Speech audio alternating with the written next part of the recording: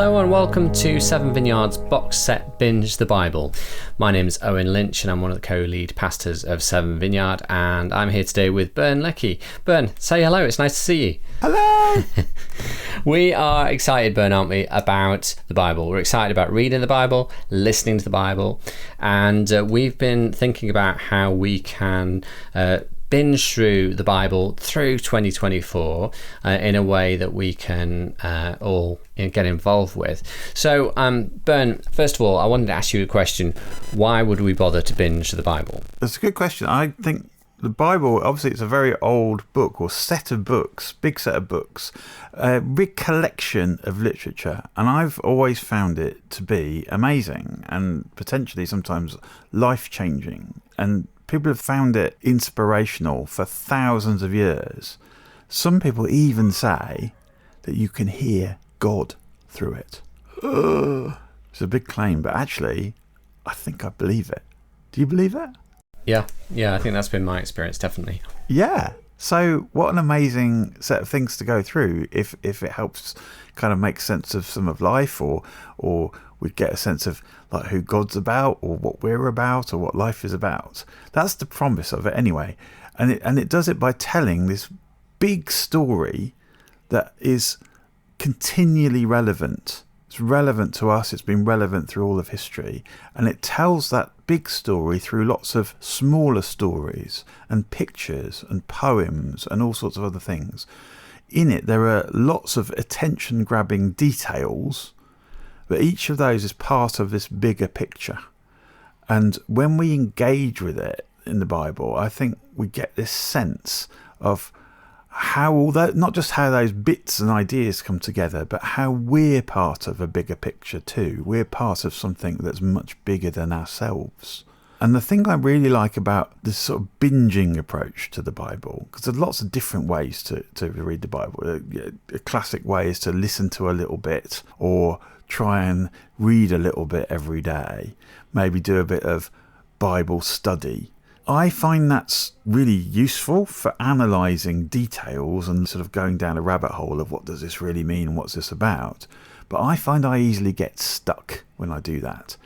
If I want to give the Bible a chance to move me, I've got to move through it. Does that make sense? So I'm looking for ways that I can move through the Bible and hope that it moves me at the same time. And I find the best way to do that is to binge it. Now, the Bible's a big book, Bern. So how are we going to get through the Bible in a year in that way? Well, my top suggestion, this is what works for me, don't bother trying to read it. Okay. Seriously, put the books away. Yep. Listen to it instead. It's not like I'm illiterate or anything, and I do enjoy reading from time to time, but I think tackling something as big as the Bible, it turns into this sort of massive chore. But when I think about how many hours I naturally spend listening to things or watching things, that adds up. And I think for most people, how most people engaged with the Bible for centuries before there was a printing press, before there were these great big printed books, is they listened to it. They listened to people chatting about it, and then they chatted about it. So put the book aside, grab this recording that we would recommend. It's a British recording of the Bible. It's 84 hours long. So it's massive. But if you do it in chunks, it works out per week to be about as much as a couple of episodes of a drama. So you imagine like watching Netflix or listening to something for just under 2 hours a week. Then you get through the whole thing in a year, easy. It's a bit like watching Friends, isn't it? The thing that is about exactly the same length is Battlestar Galactica. Is that right? The 2000s version. Right. Yeah, the Ronald D. Moore reboot. It's amazing. A very spiritual story. Love it. The whole thing is just over 80 hours long. And I box set binged that because I was really into it in about 3 or 4 months. Yeah. So if you really, really want to get through it, you can get through in a few months. A year, easy. That's not even an episode a day. That's a couple of episodes a week. Right. And you get through the whole thing. But of course, the reality is that actually with a podcast where you're listening to it, audio, as opposed to watching it, you can be doing other things whilst you're listening to it. I think that's a really good idea. Now, I can understand if someone thinks, that doesn't sound like Bible study. You know, aren't you supposed to have like a quiet time? Aren't you supposed to just be not doing anything else and just concentrate on it and feel really bad if your mind wanders onto something else? I grew up with those. and honestly, I don't think quiet times are bad. They're great from time to time. For me, I don't manage to do that thing every day anymore. But what I do manage to do every day is life and washing up. And my wife manages to drive to work and back, or we go for a walk, or anything. Loads of spaces in life where you can listen to something. And I think the really good bonus of listening to the Bible while you do that is it actually gets the Bible out of your kind of study mode and starts to connect it with life. So you're absorbing it while you're doing the other things in life, and then those two things can go together. Sounds like a plan. And as you say, for some people that's going to really work. For others, they will want to create a bit of sacred space in their life where they can just concentrate and listen to it as well, right? So whatever you works for you, I guess. So whatever works, exactly. Yes. Now, Bern, in terms of getting something out of this, it's not just about kind of hearing the words. How do we get the most out of this? Right, so even if all you do is just let it play and have it on in the background, I am sure that if you just do that, you'll get something out of it. Right? I don't think there's anything wrong with that. I think it's possible to get more out of it. I've done this every couple of years or so for the last few years, and where I found I've gotten the most out of it is if I really engage with it or let it engage with me. And I've worked out 3 things that I think I need to sort of keep an eye on to see how well I'm engaging with it. One is I asked myself, how is it making me think? How is it engaging my thoughts and ideas? The next thing is, how is it making me feel? Does it make me feel something new? Is something grabbing my attention? Is my instinct more than my, logical thinking about things? Is something just tingling and going, oh, that's interesting, or that's weird, or that's, what's that? What do we make of that? How do you think? How do you feel?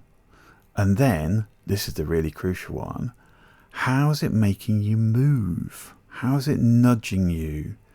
How is it maybe making you think, actually, I need to try something, maybe do something, maybe change something, or maybe just look for something to be different?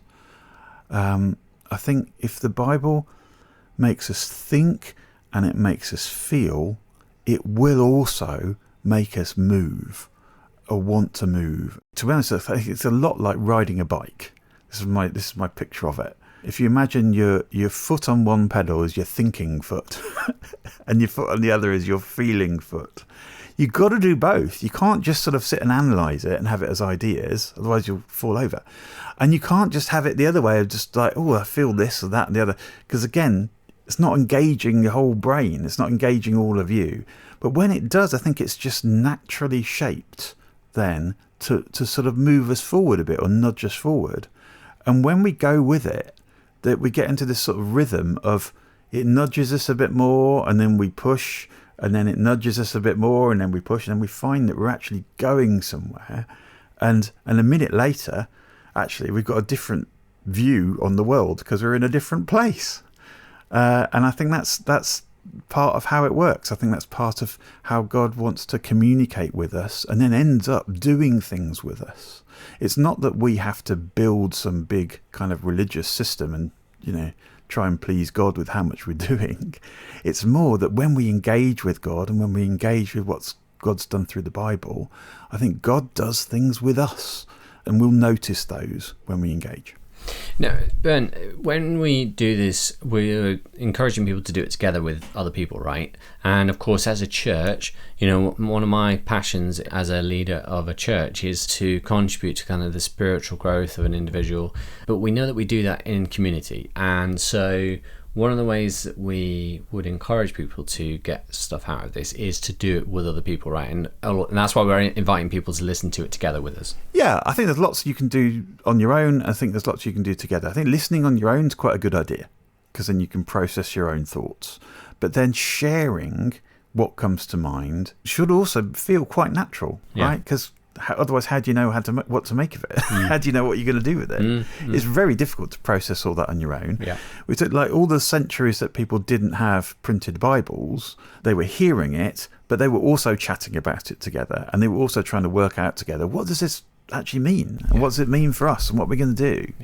So because that's so natural to do together, I guess maybe for us it doesn't feel natural all the time to process everything together, because we're not that communal. We're quite individual the way we live. But at 7, as you say, we've got loads of ways in which you can naturally get to know other people, whether you meet someone on a Sunday or whether you join up in a group and start to share in a community group, or maybe you make a triplet with someone and you decide that you're going to share and pray for each other, all that sort of good stuff. There's loads of ways that we do that already. And I think when we're also then chatting about what we found in the Bible together, then we get tons out of it. Yeah, it's great. Yeah, it really is. So we would encourage you, if you're not in any sort of form of community grouping in 7, or if you haven't got friends that you talk about this kind of stuff with, then do make some space. Maybe gather some friends, maybe get into a triplet at 7 or into a community group, so that you can share this journey together, or maybe just within your families, share it together with your kids or with your spouse. Okay, fantastic. So where are we starting, Bern, and what's the direction of travel through the year? So we've drawn up a bit of a plan to let this bike take us across like the whole landscape that's out there in the Bible. And we're going to start it with Jesus. Seems like a good place to start. We'll start with Jesus and his first followers, the story that's told in Luke's Gospel. We'll follow what happened with them, and then we'll carry on following them in the sequel to Luke's Gospel called Acts of the Apostles. And then as we go through the year, we're going to have more encounters with Jesus, but we're also going to go through what they called Scripture, what we call the Old Testament, because that's what shaped all of their hopes and all of their expectations. And Jesus quoted it all the time, and it's really, really helpful for us to know what that was and see the world the way they saw it. So we're going to go through this Old Testament journey as well, starting right at the beginning in Genesis with these origin stories of all kinds of big things in the world. Like, who are we? Where does goodness and love and relationships come from? And where do the things come from that get in the way of those? Where things like anger and fighting and corruption and evil and death. Big ideas, big stories all start there. And then you get into this whole shape of the Old Testament where plans get formed for how to live differently. And some of the plans work out and some of the plans don't work out. And we see that through the stories, and we'll see that in the laws and the things that they were trying to follow. And we'll see that in the prayers that they were trying to pray to reach and connect with God. And we'll see it in what they thought might have been the answers to those prayers. That's all told in these stories in the Old Testament. And I reckon we'll probably end up with a whole load of questions. Like, why doesn't stuff work the way we think it should? Why do good people suffer? What are we meant to do? What's God saying about any of that? How can we know? Big questions.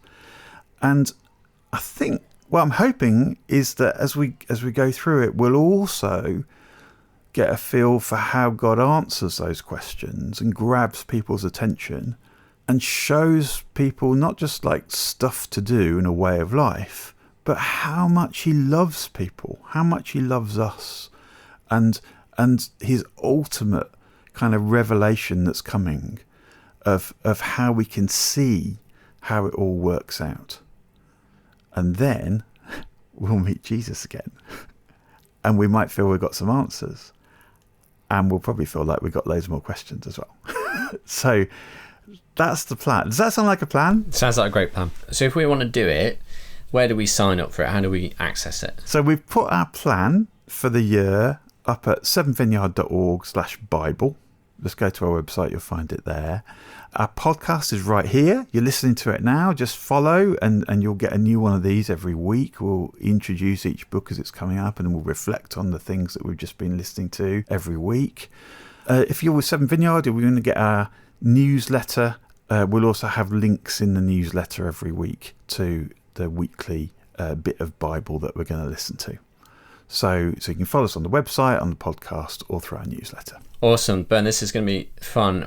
In a year's time, we're going to be sat here chatting about what we got out of binging the Bible in 12 months in 2024. I'm really excited about that. It's going to be quite an interesting moment. Perhaps, hopefully, we'll be hearing from many of you who have joined us on this journey of binging the Bible as well. And so, looking forward to hearing those stories. Thanks so much for listening to this. Do follow us on our podcast, or as Bern said, at sevenvineyard.org/Bible.